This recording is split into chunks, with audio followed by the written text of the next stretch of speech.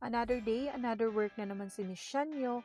As usual, walang katapusang process ng payments at sagot sa mga nagtatanong sa mga paninda natin. Meron tayong buyer sa araw na ito at nagsabi na pupuntahan na daw niya ang unit dahil sa madalas di po ako mismo ang makaka-cater sa inyo dahil full-time employed tayo. Andyan si Classy Wheels na mag-aasikaso sa inyo pag wala ako. Tinawagan na nga natin si Classy Wheels para asikasuhin ng buyer at ihanda ang Raider 150 Fi na black dahil medyo kinulang na sa hangin ng unit kaya pinadagdagan na lang natin. Nandito na nga si buyer sa meetup location para i-check ang unit natin. Check ng chassis number, papeles at mismo sa kondisyon ng unit. Inalok na rin natin si buyer na i-test drive ang unit pero tumanggi na siya dahil tiwala naman siya sa ating unit. All goods at pasado ito kay sir at wala siya masabi sa unit natin.